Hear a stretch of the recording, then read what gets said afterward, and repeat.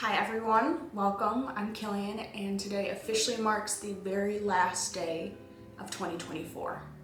And I'm excited about that because I get to talk about all my favorite reads of the year. I'm mostly excited because for the past 2 years I've been in kind of a reading rut. Not that I haven't been reading at all, but I haven't been as excited. I haven't found a lot of books that I've liked. But this year was completely different. I went back into my fiction reading, so that's what we'll see a lot of here.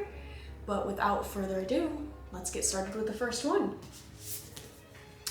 Matt Haig's Midnight Library.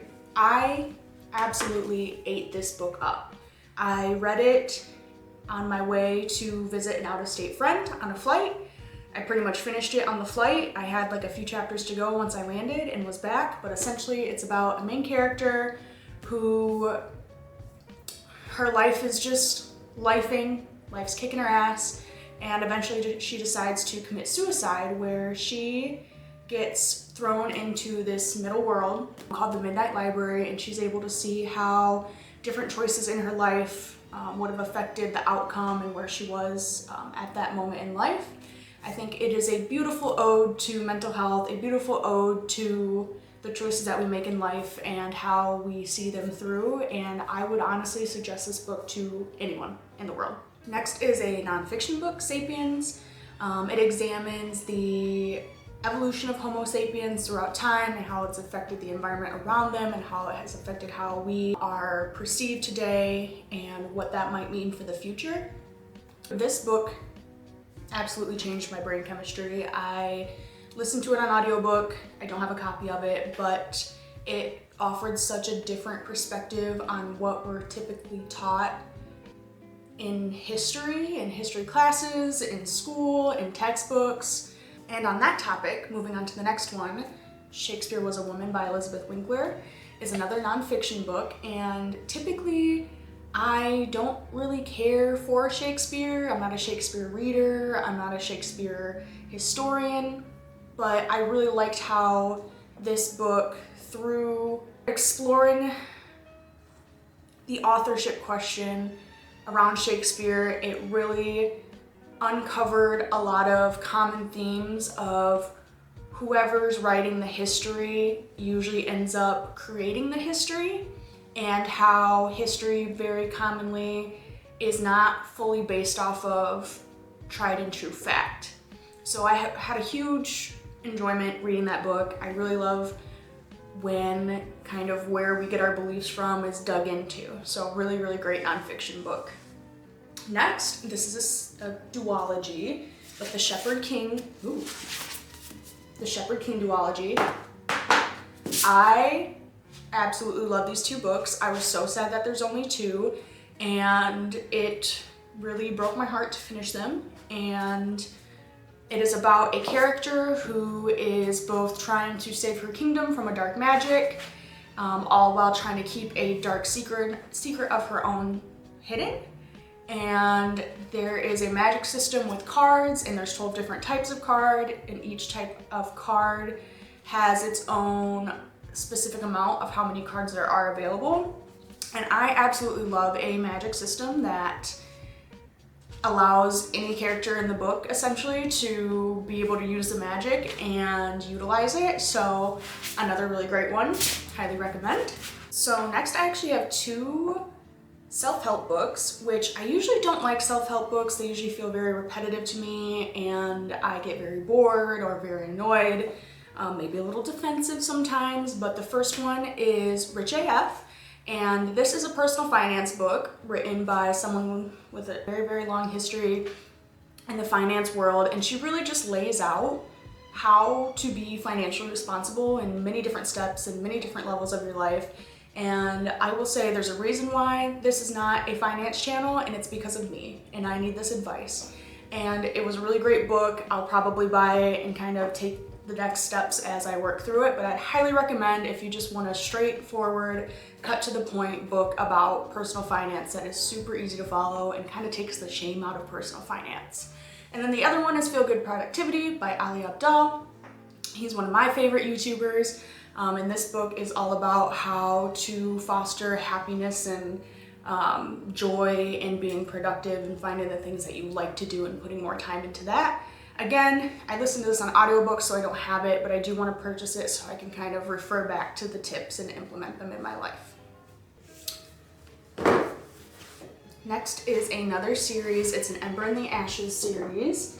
This story is from a dual person point of view in which our two main characters live under the oppressive Marshall Empire. They have two very different lives, come from two very different stories, but end up crossing paths and then have to team up to stop this very complex, convoluted dark magic that is threatening to essentially destroy humanity. It explores politics, it explores found family, love. It has an interesting hint of magic in it, and I just highly recommend it. There are definitely trigger warnings, so I would look those up before starting, but there is a lot of abuse, slavery, so on and so forth, but it is such a great series. Alright, next we have The Secrets of the Nile, another duology.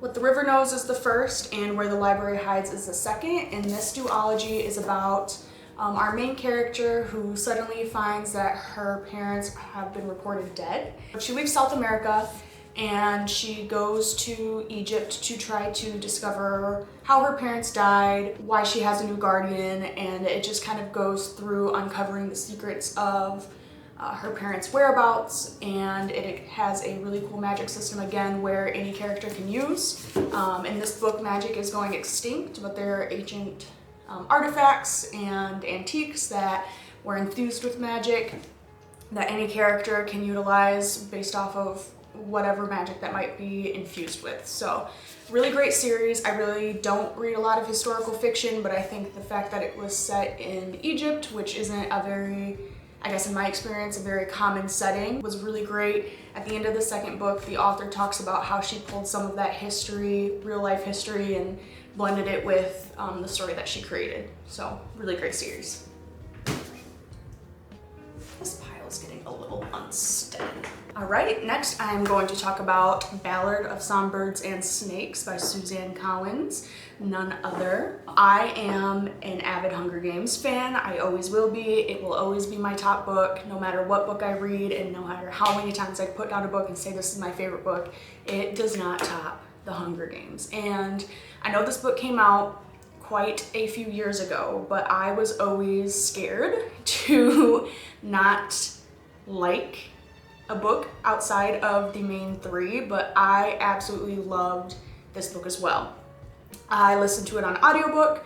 I, again, really want to get a copy of this book, but I really enjoyed seeing how the corruption of Pan Am and President Snow came to be. I think it is pretty easy to step back and look at Snow's story after reading this book and think like, really, dude? Are you really gonna become a monster because someone hurt your little heart? But I mean, who would not destroy the world, I guess, for the ones that they love and for success?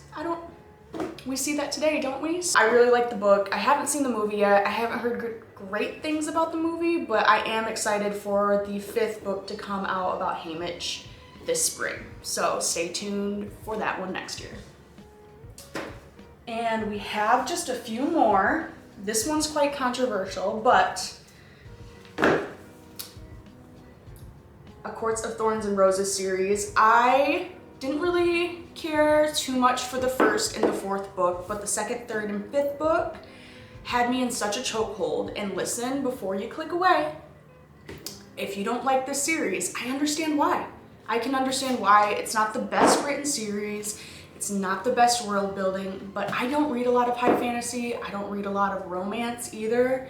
And the story and the characters just had me in a chokehold.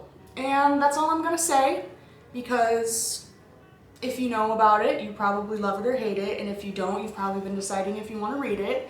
I'd say give it a shot. The only thing you're gonna lose is the time you spent reading, but other than that, I love it. And then my last book that I loved this year was The Atlas Paradox by Olivia Blake. This is my fancy copy. I literally haven't even taken it out of the plastic yet. I've been too scared. But here it is if you want to see. Anyway, I read The Atlas Six, the first book in this 3-book series, at the end of 2023.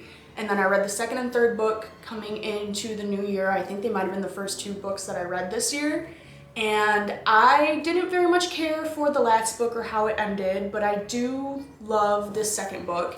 And this series is about 6 different magicians that are of varying abilities chosen to become of this elite 5 that have access to the hidden Alexandrian library. And I just love a secret library.